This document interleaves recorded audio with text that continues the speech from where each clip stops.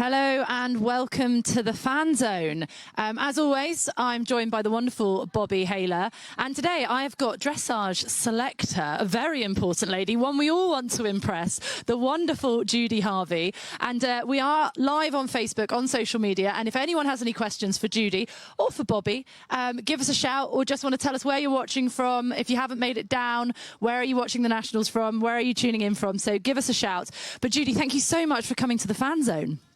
It's a pleasure to be here, especially it's a fantastic venue, lovely sunny day, and I've got a very comfy seat. Thank you. Yeah, throne. We like to call it your throne. We want to impress you. First of all, National Championships. Great to be back after struggles of COVID, but back in a new venue, the sun's shining. It is good, isn't it? It's fantastic. Yeah, I mean, it's brilliant. And you think of the horrible weather we had in August. Everyone keeps telling us to move the date because of the weather, and I've done a lot of national championships, and I think there's only 2 or 3 that have been vile weather, and the rest have been surprisingly amazing. So let's keep the spot. And Judy, I mean, we have so many questions. I know Bobby, it's like I'm going to have to hold her back for a minute, because we all want to know about selection process and how you, the picking of the teams and how hard it is. But I want to first of all find out how you got to this position. And personally, for me, I wouldn't envy you having to do your job. But for people who don't know about, everyone wants to know about the selectors. How did you get to become one? And tell us a little bit about your career and how you got to this position. See the letters M-U-G? That's probably the biggest qualification. Well, I've been around in dressage a very long time, and what they want... I was a selector before, but I've never been the director before. And you have to... They like you to have ridden internationally, have some respect in the international community. I was also an FEI international judge for some time, but I had to stop doing that because I was competing, and never went back to it, actually. But I'm a List 1 judge, and I've been around in the sport for a very long time. And you've competed and trained at the top level. How has dressage changed over the years? Can you put it into words how it's changed? Because I mean, I've only been in the industry for like 10 years doing the media side of things, and it's changed dramatically. But for you, how has dressage changed? Well, I came back from abroad in 1976, and it was that year. 76, I attended the National Dressage Championships, which were at Stoneleigh, but in the field opposite the main gate, and all the arenas were on grass. There was no Grand Prix. There was one test that was similar to the Advanced 100, and with 3 flying changes in it, and everyone got very excited because they had 5 riders in that, and that was the national champion. My goodness, that's amazing. And then it moved to Goodwood, and was totally amazing, and that was a huge turning point for dressage, because suddenly there was a huge status in competing on surfaces, and everybody loved to go and see the big house and do all that. And it was, even though it was completely in the south of England, people really made the effort to get there. And as you drove down the driveway at Goodwood, every time you felt a tingle in the back of your neck, you know, that it was just incredible sensation to go there and be there and part of it. And then the Nationals moved to Stoneleigh. Not to Stoneleigh, they moved to Addington. Okay, yep. They went to Addington, I think, for 1 year maybe, or 2 years, I can't remember. And then I remember David Hunt, Helen Postlethwaite and I went and looked at the main arena at Stoneleigh and thought, yeah, we could run a national championship here. And then it was there for 20 years, and now we're here. That is just incredible to think that there wasn't even a Grand Prix back then. I mean, you look like your mind is blown there, Bobby. I mean, I'm guessing you've got a bucket load of questions for Judy, but just to hear that, I mean, you must be feeling very grateful to be coming into the sport now that you know it, and the luxury of being on surfaces the whole time. Absolutely, it's incredibly different to ride on grass than it is sand, and we have such a variety of surfaces now, don't we? And so I do feel very, very lucky. But I almost think the horsemanship was very different as well back then, because you had to have a completely different relationship with the horse than even we do now. And I almost think it's a bit more grounding sometimes when you were competing on the grass to now when we have shows that are so beautiful like this. Yeah. Well, let's face it, often on the grass, the riders early on had a big advantage because the going would deteriorate as the class went on, and the centre line. That's the only thing. We don't have nice mown centre lines anymore that we can follow. We have to, be a bit more accurate. But, when we had put studs in the horses' shoes and everything, like all the eventers still have to do. And we used to joke because we always had a stud man who'd come and whose job it was to do that. And the horses had to prepare. There was no point in schooling at home on the surface and then going and riding on the grass. You had to school on the grass and get the horses set up for it. And a little bit now, it's kind of different because we all are at home schooling away on lovely surfaces and competing on lovely surfaces, and I'm getting neurotic about walking up the gravel path with my horse in case he steps on something. So, and we had to go up and down hill cross country here to get to the general warm-up. So that was a huge excitement. But I think the thing is that it emphasises even more how we have to be very careful that we cross-train horses and do lots of hacking and lots of cantering on the gallops and don't get stuck in arenas, because the horses don't stay sound if you do that. No, it's very true. But, Judy, I would like to go back even further than when we talk about nationals and find out a little bit more about you and your career, because obviously it's been an incredible career that you've had, Grand Prix rider, List 1 judge, chief selector. So where did it start? When was the first time you ever sat on a horse, pony, and how did you even get into it? My sister and I were sent to stay with my aunt, great aunt actually, and there was a horse in the field and we were allowed to ride said horse. I think I was 4 or 5, and my sister put me on top of this horse with a saddle and bridle, which is quite amazing, and it whipped round, kicked her in the stomach and galloped off with me. And she was. And you still wanted to play with ponies? What is going on? My sister never rode again, and I bailed out halfway across the field and was hooked. So, maybe I got a bit of concussion at that point and it's never left me. But so that's how we started. I'm surprised you're not an eventer now. This is like the kind of... there we go. Yeah. I was an eventer at one point.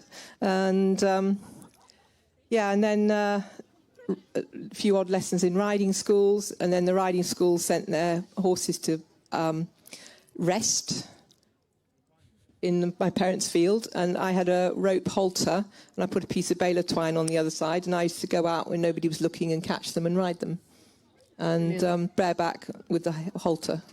And I did come off a couple of times and I had to go in and pretend that I tripped over. But parents these days would never let children out of their sight, would they? But I was just going off and doing stuff, and my mother could never find me. That's amazing. Amazing. Are you that brave, Bobby, on a horse? Were you off with just... Back in the day, now, possibly I like a good fence line and a sand surface, don't we all? So, obviously, that's how you started. Did you end up going abroad to train? No.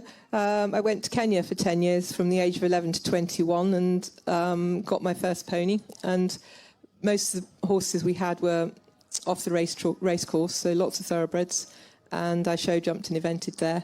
And I remember one combined training event, which was dressage and jumping, and you had to get 60% of the dressage mark to be allowed forward to the jumping. 3 horses didn't go through and 2 of them were mine. So I wasn't very good in those days. So that's amazing. And then how did you make... at what point did you get into the selector position? How did you make that transition from Grand Prix rider, judge? And when you were approached with the idea of selection, did it terrify you? Were you like, yeah, this is something I'd quite really love to do? How did that process happen? It was actually before I rode Grand Prix. I think I was first a selector. And it's a question of... It's a very difficult role to pick people for, because they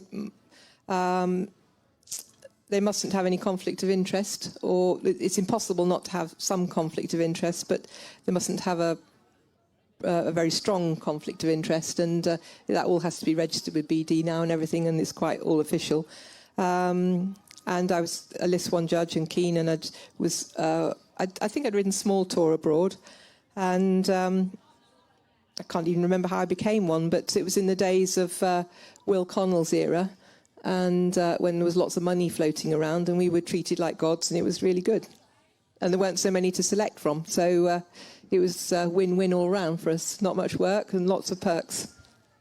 And that's the thing, isn't it? It's changed so much. I'm guessing there's, I mean, when you started watching dressage at this level and supporting it, were you like me, Bobby? And there was just like, Carl, that was the only rider I really knew back then. Do you know what I mean? Like, it's changed so much, hasn't it?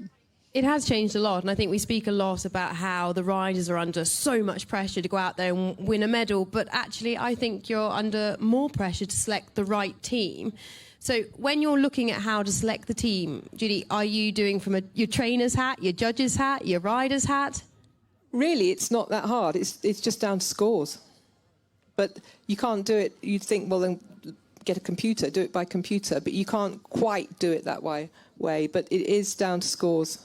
And people don't realise this, that you know, we've got a very small pool of actually top people for the top teams, but they select themselves. But there's also other little bits of information that aren't in the public domain, where, you know, we get reports from the vets, the doctors, and other influential people. So there's a little bit of confidential stuff that goes on in the background, which is also, because we can't make it public, it's also annoying because what are they doing, you know? But we know what we're doing and why we're doing it, but we can't tell you. So sometimes it looks like we're making a mistake, but it's for very good reasons. And there's so much checking, check, and double check of everything that we do. And we have independent advisors, observers at all our meetings who are not from the sport, within dressage sport or even the horse sport, and to make sure that every box is ticked and that everything is fair and there's no grounds for protest or appeal. So, Judy, let's talk a little bit about, for people that are watching here now and people that are at home, what did the top riders have to do to qualify to be able to go on team and compete at the Olympics and Europeans? They had to... I'd have to look at the selection policy, but Bobby, we changed it so often with COVID and everything that's it's all on the BD website. But they have to, basically to go abroad, they have to score 69% at a Premier League or a Championship show or a high-profile show. And then they put their name forward and say they want to go to a show, an international show, and there may be 10 names on the list, and we choose the 10 names on the list that we want to see there. We choose from them. Usually we do it through the scores, but occasionally there's a horse there that hasn't got the scores, but is ridden by one of our very top riders, somebody on world class. So they have to send us a video of the horse doing that test, and then if we think it's, you know, really interesting, then we will allow them to go. And over the years, obviously, the pool of riders you get to choose from has grown significantly. It's exciting times, isn't it? And for you guys as selectors, I know that makes your life harder, but actually, that must be a good position to be in, realistically. Well, let me tell you about what we've just done recently. Jenny Ward and I, we were very lucky to go out to Hagen. It's our first time to an international show. She's one of my co-selectors. And driving back from Hagen, we were having to do the selection process for Kiso. And I'm driving, Jenny's sitting there with a sheet of paper. We had 51 small tour horses all wanting to go to Kiso for 10 places. 51? 51. And we have to go through the results of every single one, write them all down, you know, try and average them out, and work out who it's fair to put in those 10 places. That's extraordinary. And then we have to list in order all the others, step by step, so that as they drop out or more places become available, they can go in. And Leanne in the office doesn't have to make a million phone calls. It's, you know, there's an order. So, yeah, we stopped at 35 this time because I think that'll be enough. But it's, and then people say, well, why haven't you picked me? Because it's on the scores. Yeah. And there's 51 to choose from, and you've got to get those scores. Yeah, and if you've had over 70 and you're consistently getting over 70, you'll probably get in. But it's that tight, and it's so competitive. And how stressful was the Olympics? Did you find that stress, or because you are picking from scores, is that eliminate the stress? I don't think we couldn't have picked any other team. Yeah. Absolutely, no question. The stress came really on keeping them sound and happy in quarantine. We'd had one member of the team test positive for COVID. That was end of story. Yeah, and there were so many things, and they had to transport from Staffordshire, from the BSJA centre to Liège. All those floods in Germany and everything else. We were so lucky that plane got off the ground in Liège with all our Olympic horses on board. And then did they arrive healthy? Were they safe? Were the grooms safe? Was everything in place? And the riders, doing quarantine and testing. And there were so many things could go wrong that, before we even set a hoof down the centre line. It was, once we started the competition, that was the easy part. It's crazy when you think about it, when you look at that side of things, don't you? Because we're sat at home watching it on TV. We have no idea what's happening behind the scenes and where it even starts. And that is to their very first Grand Prix score, to suddenly them coming down the centre line. What was your most... it was an amazing Olympics, and I think because of COVID, it was even more exciting for everybody. But what was your most memorable moment of the whole thing? There were lots, really. I think Lottie's Grand Prix, when she came in and attacked it and rode it like, this is serious, and she was so on it. It was fantastic. It was really, really good to see. And then Carl, very unknown horse, really. He had very little experience, and he managed so well with that horse and coped so well. And then, obviously, Gio, who we had lots of confidence in, but things go wrong, can't they? And they all just performed out their skin. It was amazing. Yeah. And you talk about riders with experience on the team and sometimes having to look at maybe in a different perspective. But we have to talk about Carl because we talk about Charlotte all the time. But actually, we have to talk about Carl because you've obviously seen his career. Actually, from a public point of view, we see what he's done for British Dressage. He's taken on Charlotte and we've won us medals. But from a behind-the-scenes point of view, from a selector's point of view, and from someone judge's point of view, what does he mean to British Dressage? He's everything. I love that. He is everything. He is. He's a fantastic guy. He's been amazingly generous. He's a brilliant trainer. He's a brilliant horseman, and that's the most important thing. He's so horse friendly and cares so much about his horses and animals in general. I know it's like Battersea Dogs home at his house. He rode a horse of mine for a short while. I think it's the only horse that he's ever ridden that didn't get a rosette at the national championships. But when I took the horse over there, he was cantering up the hill on another horse, on the grass, and screeched to a halt and grabbed the cat because the cat had got a mouse in its mouth and rescued the mouse and said, "You've had a mouse today already, you can't have another one," and then got back on his horse and carried on. And he's that sort of person, he's very caring. I think my horse is in the right place. And, that's amazing. Yeah. I love that story. I love it. And you go there. He won't remember. Yeah. I know. I remember. I've obviously been to his yard several times. There's just animals. Good Lord. The only one I didn't like was the giant cockatiel white bird. I know she's gone, but she used to terrify me. I think she was causing didn't like blonde ladies. So used to just come up behind me and terrorise me, which Carl thought was terribly amusing. But yeah, like we say now, and having him throughout that amount of time as well, and having him on the team, you just must constantly feel like, safe pair of hands. Yeah. Yeah. But, his horse wasn't so good in, where were we? Hagen. The Europeans, he had a few little upsets, but it's the first time that horse has ever been in front of a big audience. Yeah, I know, because the Olympics was so different, yeah. And at the Olympics, they get so much arena time, That's another thing people don't think about, that when horses go to something like Tokyo, the amount of access they have to the main ring and practice in that main ring, the time to settle and assimilate the atmosphere and become relaxed in the atmosphere. It's not like here where you're lucky if you get one walk around the thing if you're on the right day. Those horses get lots of familiarisation, and so you can take a bit of a risk with a spookier horse or a more difficult horse. But if they get in there and they get that time, the riders can settle them. And I think Hagen was a little bit more of an eye-opener for En Vogue, because there were more people and more atmosphere, and he had a few little difficulties, but my God, it's got some potential, that horse. It was incredible. And his special he did there was outstanding. I think if the team medal had been decided on the special in Hagen, we'd have really given the Germans some scare.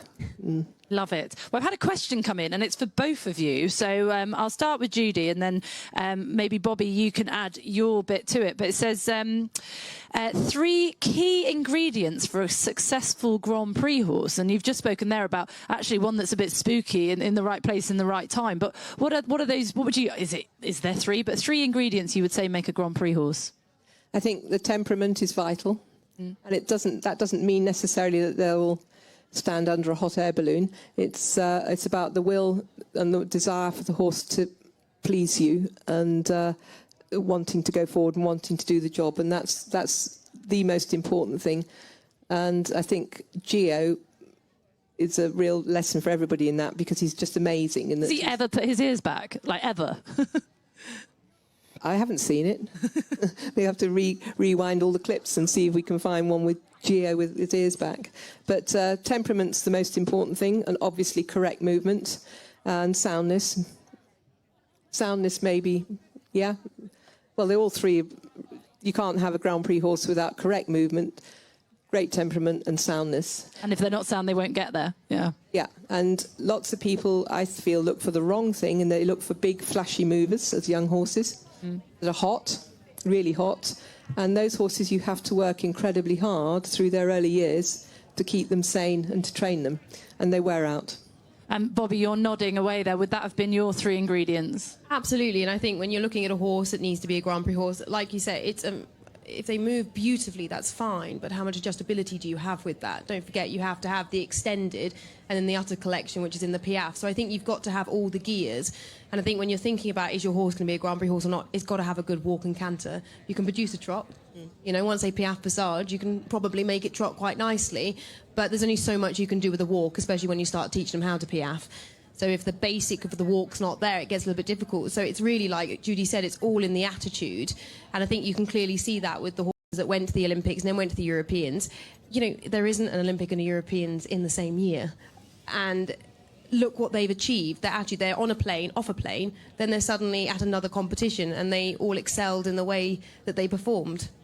And coming back to that, just so you all are aware, we initially thought we wouldn't be able to take the same team to Hagen. That wasn't the plan originally, but those horses all came off that plane so well, and they were all thoroughly checked and vetted every step of the way, and it was just all systems go to Hagen.